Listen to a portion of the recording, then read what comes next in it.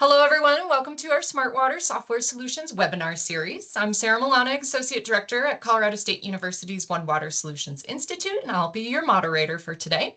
Before we get started, here's a couple quick housekeeping items. The webinar is being recorded and will be posted to our YouTube channel. I'll share the link for the channel in the chat in case you'd like to subscribe or see some of our other content.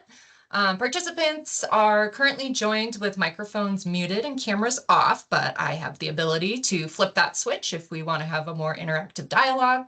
We'll use the chat feature to track questions, but we will have ample time at the end to open this up for discussion.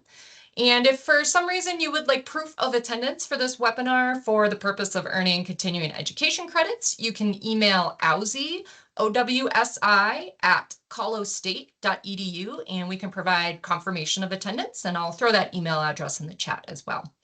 So today's webinar will dive into the key features and new updates of the WRAP tool. And without further ado, I'm pleased to introduce our presenter for today and turn this over to him.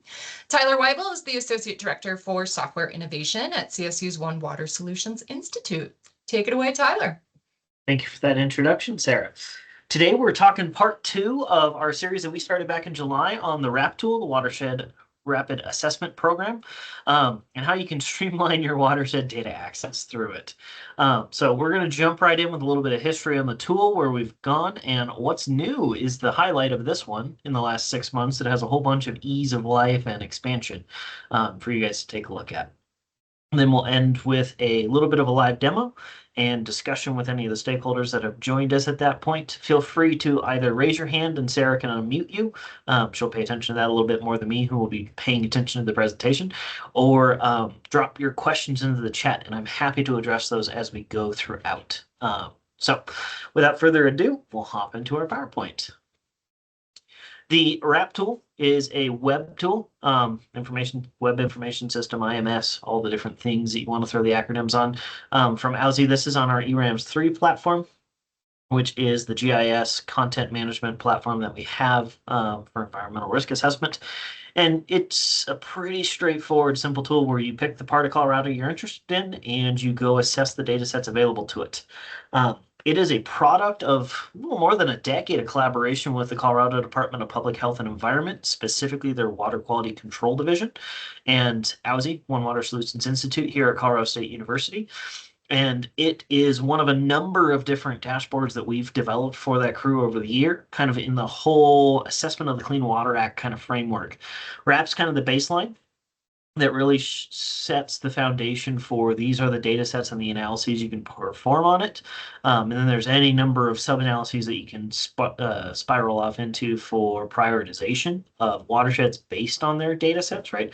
If this watershed is denser than that one, there's more people impacted. If that one, right, you can do those sort of automations. We have custom dashboards that are not public for TMDL assessment, for impairment assessment, the 303D list, and then a few that are under Q&A and management review for release for economic feasibility, state water quality management plan updates, water quality scenario planning dashboard, and we'll actually cover the low flow analysis dashboard because that rolled into WRAP in the last year or so. So we'll highlight that one today. But this is a whole suite of assessment tools with CDPHE. These all sit on our Catena Analytic platform. The left half of that is the ERAMS side of it, which is basically the user interface, the GIS. And the right half of that is the data services, the microservices, and modeling services that do the heavy lifting. So these are things like go fetch my land use, go get my soil content, go get my analysis method for whatever. Whatever model you're assessing, you're doing SWOT model runs, you're doing SWIM model runs, you're doing WEPS model runs. But that's kind of how they pair together sitting on top of our cloud. Our cloud is maintained here at Colorado State University. We have our own servers with our own cloud infrastructure management for Docker, Kubernetes, and all the different version histories and dependencies across those platforms. But we keep that all in-house for a lot of control over that. Specifically, the Watershed Rapid Assessment Program, better known as WRAP, those of you that have been with us before, combines access to a series of data sets and analyses to automate access is really what it boils down to. These are external data sets like Surgo soils from USDA, the Department of Agriculture, population demographics from the U.S. Census Bureau, stream monitoring sites from USGS, the Geological Survey, and a number of other mostly federal data sets. There's plenty of internal data sets. We've got a copy of PRISM climate data. We've got a copy of the Colorado Natural Heritage Program's wetlands and riparian zones. We've got a copy of FEMA's flood hazard layer, the Colorado Water Conservation Board irrigated agriculture. We've got annualized land use data from the National Land Cover data set and the National Agricultural Statistics Service. We also have some Colorado specific stuff like the irrigated agriculture and CDPHE stream segments, classifications, and standards. Those are all internal copies that we host because there's not external APIs that we can hit dynamically to go fetch that. So we built them ourselves. We do that kind of internal API hosting with a number of different CSIP services. So like CSIP NLCD, CSIP Climate, CSIP Rep, do all the heavy lifting of interacting with the databases that we have internally and pre-processing that data into something usable for both map analyses and temporal analyses that I'm going to show you today. Don't feel like you got to wrap your head around what this does, but it just kind of gives you what RAP spiders out into behind the scenes. RAP is really designed for basic assessment. It allows people to review the available characteristics, equal hydrological condition, physiographic characteristics for a particular area specific to Colorado. A sub-feature of this tool that we're going to highlight that got an overhaul in the last 6 months is creation of EPA 9-element-based watershed reports for your area of analysis. This is intended to help streamline that process for stakeholders in Colorado. Thank you very much to the Water Quality Control Division for sponsoring that, because you get access to that for free. This is a multi-$1,000 report that you got to pay a consultant to go do for you, and this gives you the starting point that you can do it yourself for free, which is huge for the number of data sets and the amount of effort that goes into those things. That also secretly helps CDPHE for having kind of a unified standard of their template for people who submit those to them, that they have an apples to apples comparison when this watershed and that watershed submit the information as they pull it from RAP. It's nice and consistent for their review. It contains a number of raw data map overviews. It has tables. It's got some basic data assessment. So those line charts, pie charts, just basics. We're not doing full model runs here. This is just your data is really what this tool is summarizing. You can export that. You can download it. And of course, you can get a copy of that EPA 9-element watershed report and go customize it, right? You could start there as a starting point of what is my population, what is my land use, what is my climate, and then go enhance that for all the local area things that you know. Problem areas, success stories, mitigation stories, all the things that go into that. I'm going to be highlighting a number of new things. These are the bright green sections of the slide. The RAP tool begins with specifying your area of interest. Historically, we allowed selection by geopolitical boundaries, so cities and counties, as well as watersheds, natural boundaries, at both the HUC 8, the HUC 10, the HUC 12 level, which are just varying sizes of watersheds, right? HUC 8s are something like Clear Creek draining into the west side of Denver, the Cache La Poudre that runs from Rocky Mountain headwaters all the way down into the city of Greeley, and our part of town up here in Fort Collins. What we've since released, and is the new piece here, is you can upload a custom area. You can upload a GeoJSON file, you can upload an Esri shape file, and you can actually get your area of interest assessed for within the RAP tool. And there's going to be some cool caveats that I'm going to show you in that one. But that allows you to do a custom non-geopolitical, non-natural watershed, or a watershed that just doesn't exist. Like Big Dry Creek on the north end of Denver is 3 HUC 12s. If you wanted to do that area assessment previously, you would have to you'd have to assess each one of those HUC 12s individually. Now you can just upload the overall boundary and assess the whole area instead of just the 3 sub-HUCs. So it makes your life easier for some of those combined areas or custom areas that you look at. RAP's got a pretty easy left panel that allows you to, top left, report an issue, right? If it crashes, if you have a question, if you just don't understand what's going on, or you have an issue, click that one. You're going to submit it to us. We're going to go find out what's going on. There's also a feedback survey that's tied into CDPHE. So you can actually answer a questionnaire from them and give your comments of, oh, I'd love to see this in this data set, or why are you analyzing it this way, or those kind of questions.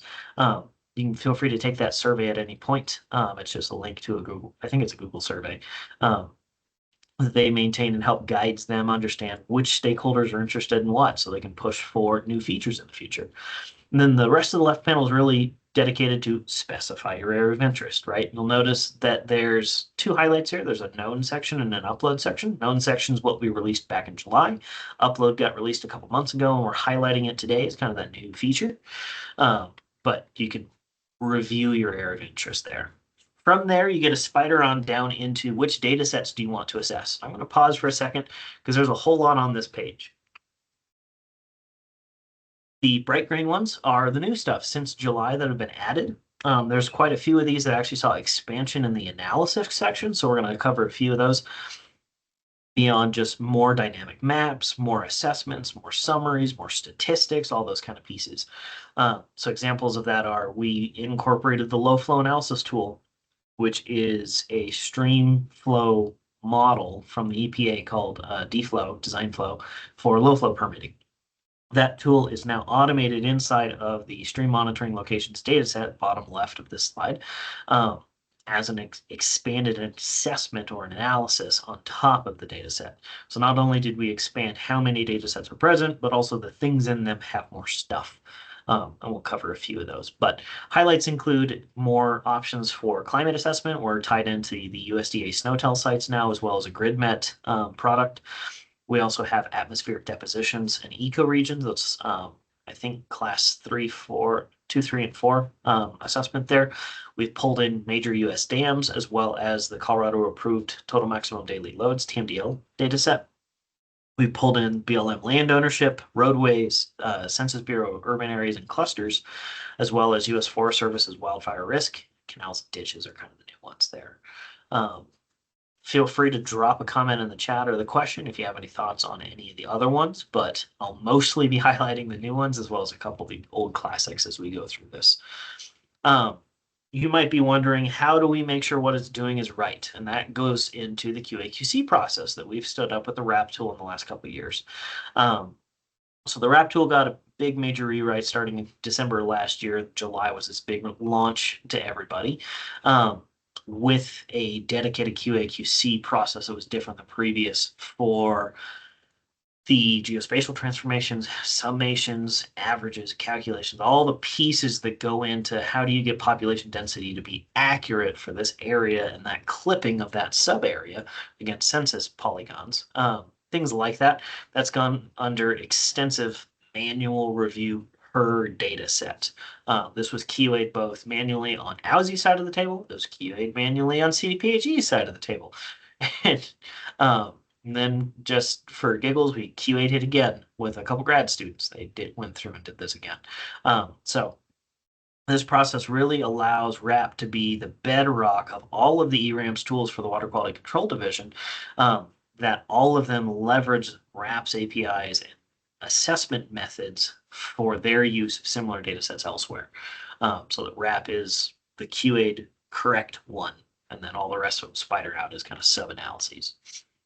From here, I'm going to go through a series of screenshots of the RAP tool. I'll pause in the middle of my presentation, go to a little bit of a live demo, then we'll close out with kind of questions and next steps and those sort of QAs. Feel free to reach out at any point during this, and we're happy to clarify anything. But RAP tool starts off as just a web platform where you got the left panel that you can specify your inputs. The right panel is kind of the content. It starts off with things like a user guide, landing page to our documentation site on AUSI, where we relink the bug form, we relink the survey, so you can summarize all those pieces and what it actually does as a tool. From there, if you pick an area of interest, I picked West Plum Creek. That's the west side of Castle Rock, draining into the south end of Denver, which is a Huck 10 for those of you that are interested. And that moves you on to this section of tool.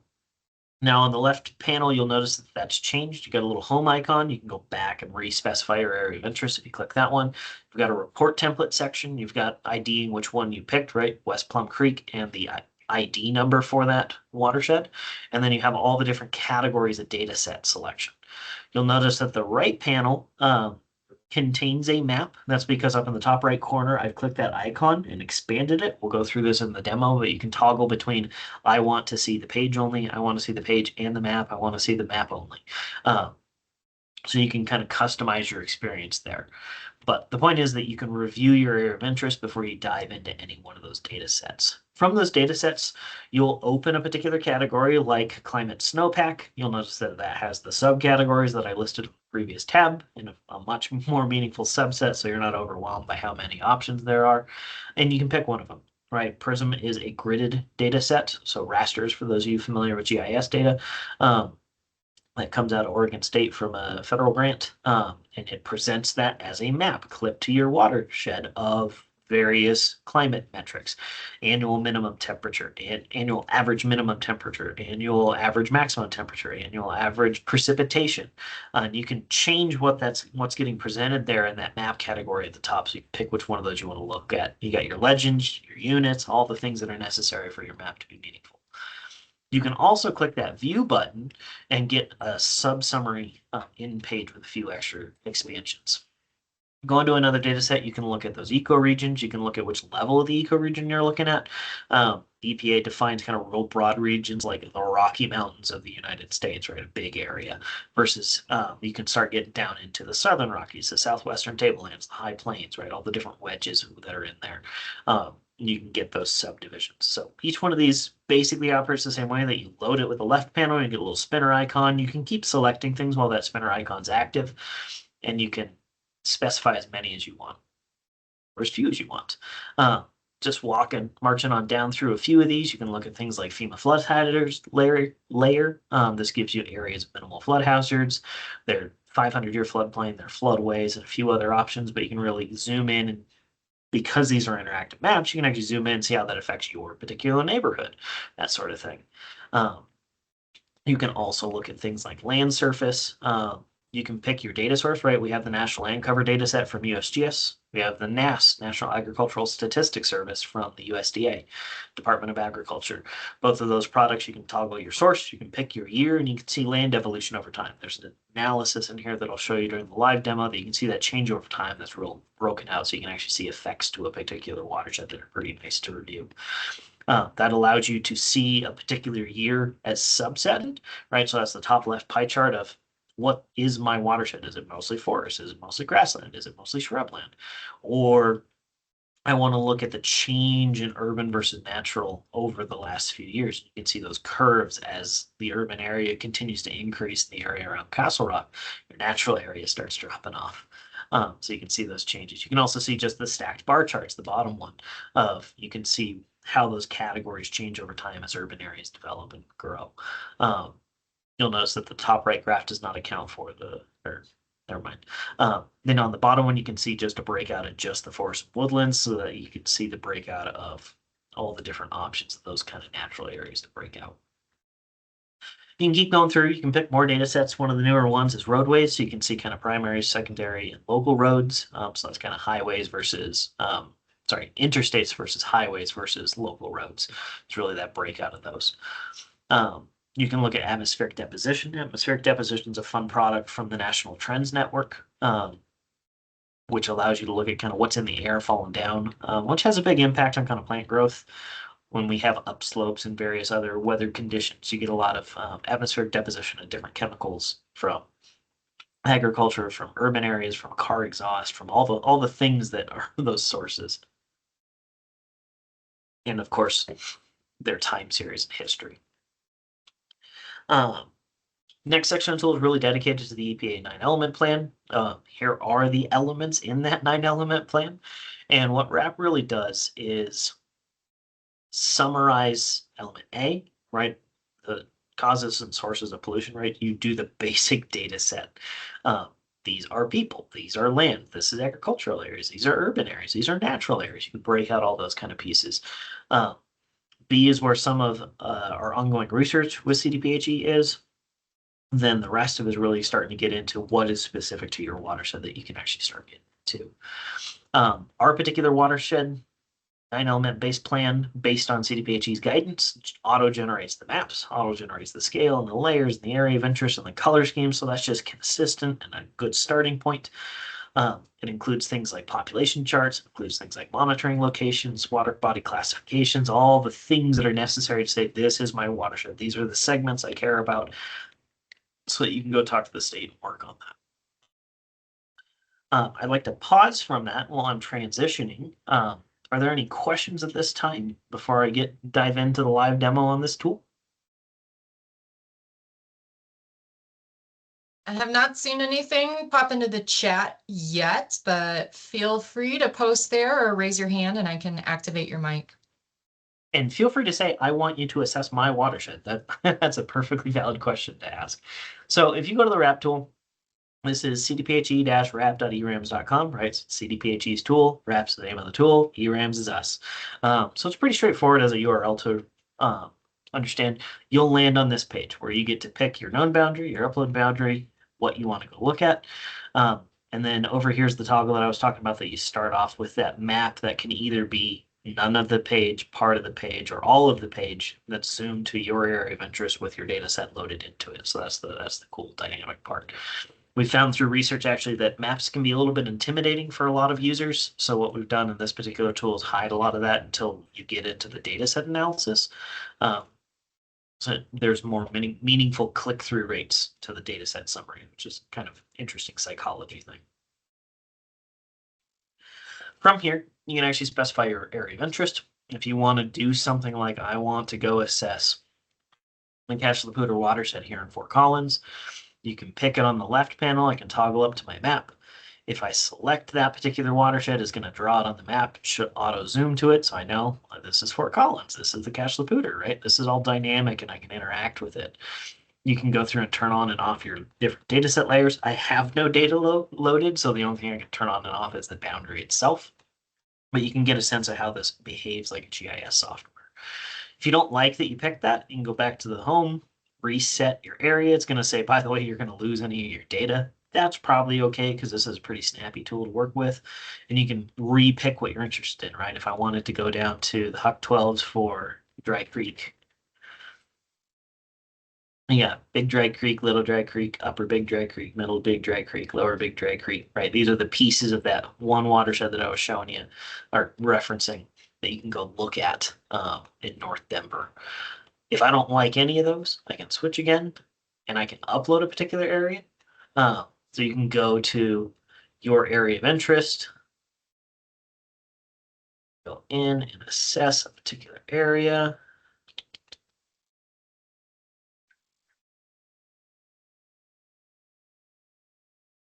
You can specify your custom area. Sorry, I forgot to get this part of my presentation ready.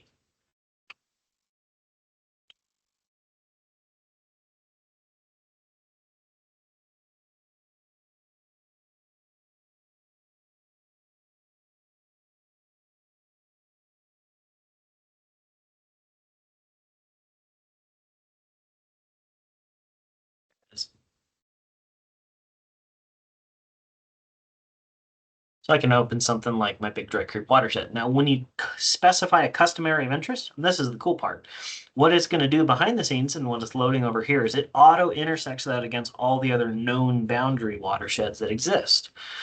So if you wanted to assess one of those sub-regions, you could pick that I want to assess Upper Big Dry Creek, Middle Big Dry Creek, Lower Big Dry Creek.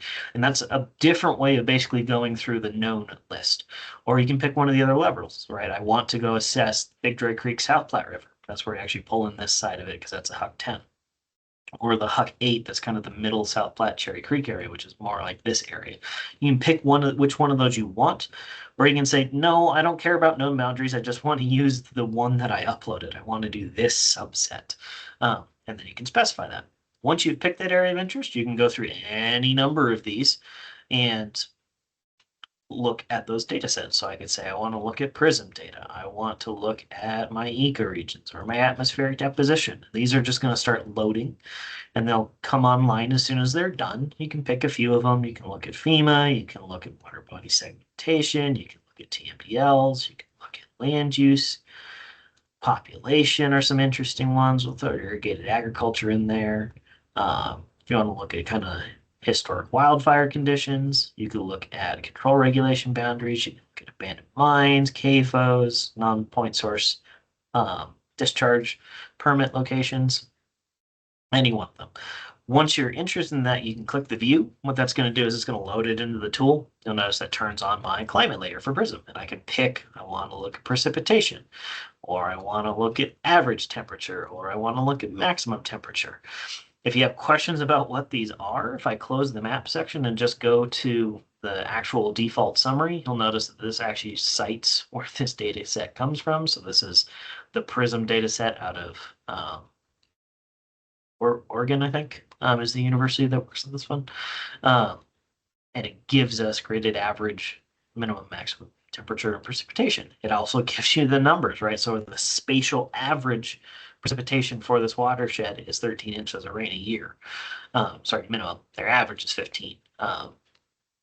So you can get some of those. It'll also repeat the map down here. This is a little bit more friendly of a presentation style, where you've got like these collapsible attributes analysis map kind of structure in this area. Or if you prefer, you just want to look at the map section, you just only look at the map section, right? Whatever you prefer, it's flexible to that. And you can, of course, toggle that map down here with these buttons too. It's a repeat of that top one. But it allows you to go through your map selection. If you want to load one of the other data sets, if you want to go look at ecoregions, this watershed is almost wholly within one ecoregion, the High Plains, versus the Southern Rockies. It's just that little tip. If you want to look at something like atmospheric deposition, you've got their data set for whichever parameter you're interested in, right? Whichever chemical parameters getting deposited that you're paying attention to. You can look at some of the others. If we want to look at that FEMA one, you can look at your FEMA floodplain map. Sorry.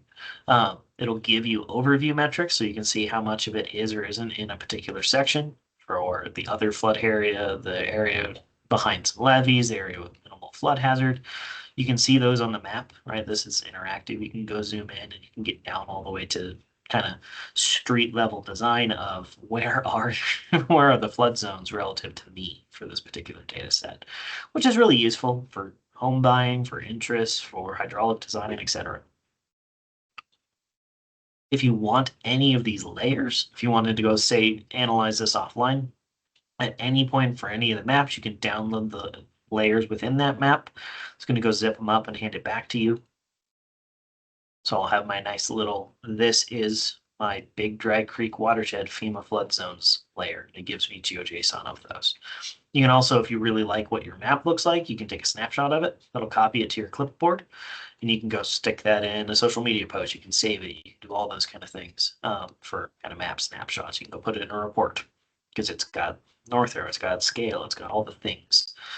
If you want to look at water body segmentation, this is a fun one because you actually get to go through and you can see which stream segments are near you. You can hover over any of these and you can see their existing designation, their existing, oh, I lost the word. How well it's doing relative to the various standards that exist, right? Is it fully supporting aquatic life standards? Is it not? Is it supporting or not applicable for recreation standards, water supply, etc.? You'll notice there's a TMDL for this particular section on E. coli. A big surprise there, big urban area. You can also look at the lakes side of it, right? So the ponds, the lakes that are over here, you can see those through here. Sarah, Hey, you came Tyler. back? Yep. Kanan posted a question. Does the shapefile need to be zipped to just, yeah. Yep. Great Sorry. question. So back here on the homepage, when you open that, I'll reset this because it's cheap to do. Yes, it does. So you'll notice that what I uploaded was this particular file, and I'll open that for your curiosity's sake. Oops.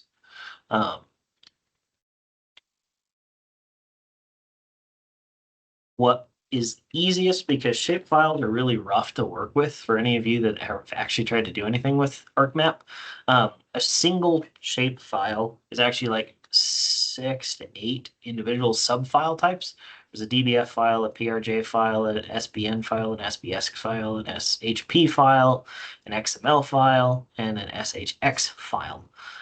So there's a whole bunch of different sub pieces. So what is easiest is to take all of those and zip it, right? To zip those up into just a zip file. This is just a compressed zip file. and then upload that into the tool. So this will very specifically say that you want a shapefile that is zipped up or a single GeoJSON. GeoJSON is a single file that's based on the JSON format that already pre-combines all the pieces of a shapefile in a different way for geospatial standards. But yes, absolutely, it needs to be a zip file, otherwise it won't unzip. It also won't let you select it. Like you'll notice that was pre-filtering my upload to just zip files and just GeoJSON files, so it already minimized what I could click on. Good question. You can go through and review any one of these again. I'm going to turn a couple of these back on because I want to walk through them. Land use, population, agriculture. While we wait for those to load. If there's any more that I wanted besides those. I'll turn those on. So if you wanted to look, you can also look into geology. We have a couple different sources here. We've got a source of geologic data for Colorado that's from the 70s, as well as a data set out of the Colorado Groundwater Atlas. You've got your same breakout that you've got your attributes section, you've got your map section. You can go see what that looks like. You can see how those break out. You can actually get their number or code from there, as well as their generalized ages broken out. If we go back into my land surface one, this is where we get into a lot of the analyses, which are pretty fun to look at. So if you look at land cover, this is the one that I was talking about that you can pick your source. I want to look at NAS data set. I want to look at NLCD's data set. You can see that breakout. You can pick the year that you're interested in, right? These are big products that have been offered for quite a long time from their federal agencies. You can go see what those look like. You can see that snapshot over time. So you can see over time that we're holding pretty steady on our grassland. Our cultivated cropland's going down in general from almost 20,000 acres down to 11,000 acres. You can see our urban areas growing from 7,000 acres up to 13. So you can see how that changes over time. You can see that change in forest area, right? If I wanted to look at forest area for a particular area, if I had something up in the mountains or a little bit more diversity, you can see how those change over time for urban versus natural, how those change, which is pretty cool. And then, of course, you got your same snapshot of the map down here that you can pick. I want to look at NAS, which has the different crop types broken out here, right? So NAS is an agricultural product. You have more options for what crops you're looking at versus NLCD is much more about generalized land use. And they just have cultivated crops and pasture land as their categories. And you can look at the older versions of those as well as the newer versions of those. Irrigated agriculture is also a fun one. This is a data set from the Colorado Water Conservation Board. So you can go to their website out of the Colorado Decision Support System is where they publish it. You can see crop type for all the years that are available for your particular area. They publish roughly on a 5-year cycle now. Since the 2000s or so, historically, it was a much more labor-intensive process before satellites really helped us in a lot of this. And computers as a whole. So their product was released a lot slower, but you can see how crop usage has changed over time. You can see how irrigation has changed over time, right? There's a lot of flood irrigation that's starting to have a little bit more sprinkler irrigation in this particular area. You can see which water division you exist in for water right reasons and assessment. You can see the breakdown of what crops are getting grown here, right? Alfalfa is kind of a forage. You got some spring wheat, you got grass pasture, some corn, a little bit of corn, a little bit of small grains, a little bit of sorghum. You can see how that breaks out on the map, right? You can zoom in and you can see those particular field polygons from the CDSS from Colorado Water Conservation Board. And again, you can map it by irrigation type. You notice the center pivots are sprinklers. You notice the big rectangle ones are flood irrigated. Not a big surprise there as far as how those are drawn. And you can look at them for how they looked historically, right?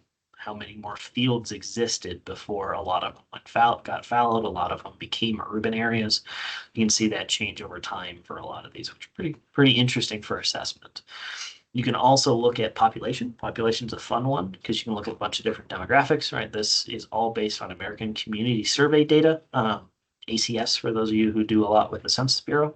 You can look at just general how total population changes for your area. You can look at a whole bunch of different demographics, right? If I want to look at population density, if I want to look at housing, if I want to look at my housing when it was built, how many people live in a typical household, what's the employment status for this particular watershed. You can see those changes over time as they're interesting. Um, I'll leave it on population because that's the one that makes the most sense. You can look at your map for all those same ones, right? So if I wanted to look at where the oldest part of town is, where the newest part of town is, right? There's a ton of older structures versus a lot of the newer stuff that has been built out in some of the newer parcels. And of course, you can see that for whichever year you're looking at for ACS. You'll notice that they cap on what their top is, right? You can't look into the future. This is a historic data set, but this really allows you to dive into any one of these. Once you've satisfied your curiosity for a particular data set, you're always welcome at any point to go to the EPA 9 element report. What that's going to do is it's going to pre-populate a whole bunch of the data sets that need to go into the report and then allow you to review all of them. So you'll notice it's spinning off all of these assessments in parallel for my watershed to get the stream monitoring stations and their standards and the canals and the treatment plants, which HUCs exist. Soil topography, population, all the pieces that we've been talking about and walking through. This is basically a select all for you that's going to dump that into a default format that you can go review. You'll notice one of the slowest ones is obvious. Topography is digital elevation data, so this is going and fetching elevation data. When it's done, it'll load you into the report template. And this is just a really nice preview. You notice this is a big document, right? There's a lot in this thing as far as template that CDPHE is really putting towards the public to help guide them through how to fill this out, and content, right?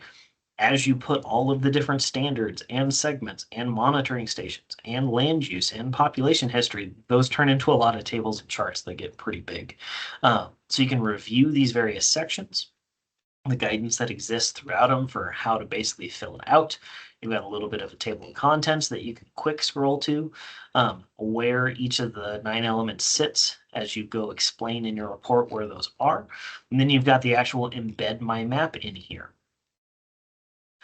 You'll notice that this is first just an area of interest, right? I'm assessing my particular shapefile, and it contains these HUC12s. That's just a starting point for the report.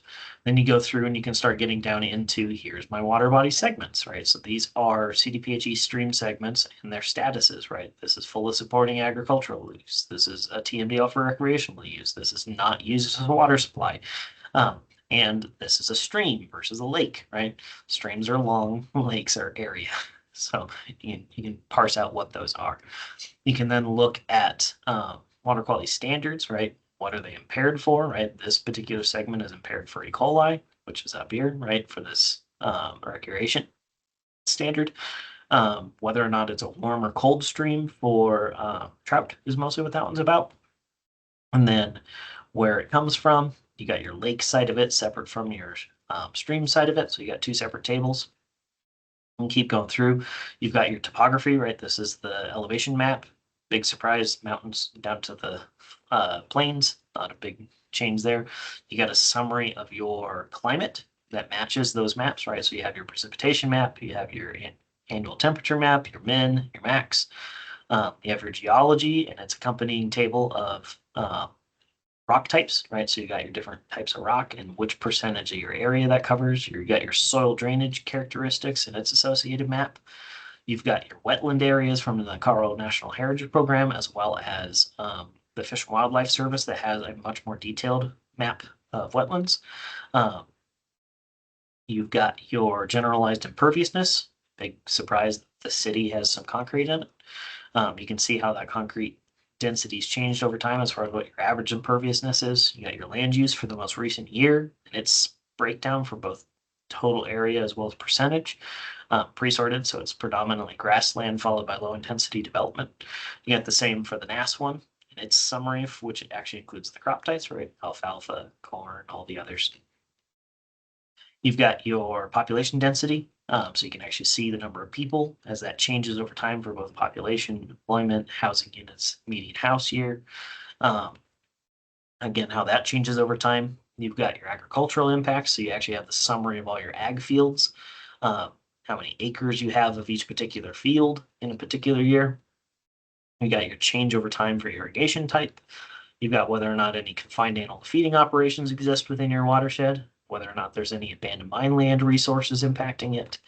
And you can keep going, right? So there's a whole bunch of these. And then you start getting into what your group is going to do to identify how to address issues in your watershed. And these are example templates that they provide. At the very end of the report, you start getting into a few of the appendices because we don't want to bury you in charts up at the top, because things like monitoring stations, there's quite a few. When you look at USGS monitoring stations, STORAT, and Divisional Water Resources, there's a whole lot of them.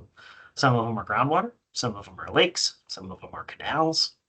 But you can see what infrastructure exists in your particular area as you look through these, which are areas that you can go do more follow-up on. You can look at your canals and ditches, your ditch head gates in your canals, and their summary. You can download this whole thing as a document, which is a nice little export from this tool, so that you can go edit everything in it. It's not a small document, so bear with your internet connection if you're not on a great internet connection. But you'll get that same copy of that same content formatted as a Word file that you can go in and change. You'll notice that most of the maps that were shrunk in the web page are because they have to get fit into here on a 7.5 or 8.5 by 11, 7.5 with margins. But you can go edit your particular document as you see fit to finish your watershed's 9-element based plan. From there, that's pretty much where I wanted to leave the live demo. I'm going to hop back real quick to my presentation, which really gives you, where do you get this, right? So, well, the tool's sitting at cdphe.shrap.erams.com. We have a page on our OWSI website dedicated to documentation around it that includes a YouTube link to tutorials that are mostly recordings of these kind of webinars. That includes a user guide. That includes other technical resources, contact us kind of stuff. OWSI does this kind of thing for our software, just to support all the different pieces. That includes the user guides, the tutorial videos, things like this that are webinars dedicated to how do I use this particular tool. And then we're happy to help with user technical assistance and training. We have a series of different training modules that we provide for a slew of different topics, including things like the RAP tool. So if you or your group want some customized resource that you want to talk to us, reach out. We can figure out applying for a grant to get some funding to go talk to you, or sit down for an afternoon in a workshop. Everybody brings their laptop and we talk to you. We've got offices here in Fort Collins as well as Denver at the Spur campus. So do not hesitate to reach out with any questions that you've got. But that is the RAP tool in a nutshell from the One Water Solutions Institute. Like I said, I really wanted to spend today highlighting a lot of the new pieces that have come out since our first rollout of this in July. Do not hesitate to reach out to us with questions about the tool, questions about the data sets, questions about experiences, or why can't we include this next time? And we can pass that along to CDPHE for prioritization if they think that's going to be a good direction for us to head.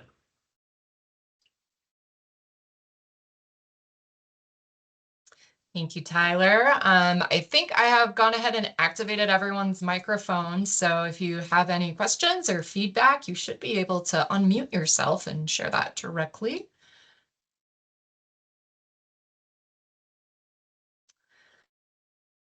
I did go ahead and repost some of the links I mentioned at the beginning of the webinar for our website, our email address, where you can find all of our recordings, as well as the webinar schedule, and then the landing page for the RAP tool as well. Yeah, Tyler, quick question. What would it take to expand the area of interest watersheds to water quality regulated watersheds or basins? Short answer is that is larger than you want to cram into a website and slower than your internet connection is going to allow to process. Because when you're pulling things like population data sets at a block level group, or things like land use, when you clip that to all of the South Platte River Basin, for example, that's a quarter of Colorado and about 1.5 gigs worth of data. Web browsers won't take that in a single go dynamically clipped. We have a different tool that's designed for that kind of larger scale assessment purpose that we're going over with CDPHE and getting ready for public rollout, but it's not available quite yet. Okay, thank you. Good question. Yeah, the RAP we kind of cut off right at the county and the Huc 8 level, just because anything beyond that, as far as a live data query, because this, I failed to mention this, or at least explicitly highlighted, the connection to Census Bureau, the connection to land use, the connection to monitoring stations, etc. All the data sets, those are live. As more monitoring sites come online, as more data comes in for climate, as more data comes in for land use, as more data comes in for population, through next year, right? 2026 is going to be an option in ACS soon. Um, that those connections are all live and live clipped on the fly when you query RAP. RAP is not a cache. It uses the latest available of whatever data set, which limits kind of the upper bound of how big we can clip some of those areas, because you can't fit that much into a web browser's memory. They cut you off. Got it. Thank you. And thanks for the great presentation. Oh, of course. Good question. And I would say if someone was trying to assess something like the South Platte River Basin, you could go through the RAP tool and generate the Huc 8 level report for the 18 watersheds that are Huc 8s in the South Platte.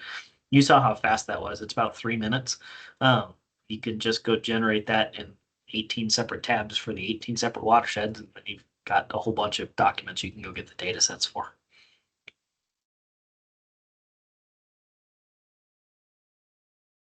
Good question. Great. Well, I'm not seeing any more traffic in the chat, and I don't see anyone has turned their mic on. So I think we'll go ahead and wrap up, pun intended. I will get this processed and uploaded to our YouTube channel. We do have a specific CDPHE playlist, so we'll be sure that y'all get the link so you can see all the videos related to tools that were funded by CDPHE. And we look forward to seeing everyone in the new year. And I know Tyler has another more private meeting set up for next week with CDPHE directly. So hope to see you there as well. Absolutely. We look forward to seeing our stakeholders, and we hope to hear from the general public on any usability of these. So hope you enjoyed today's presentation and reach out with any questions.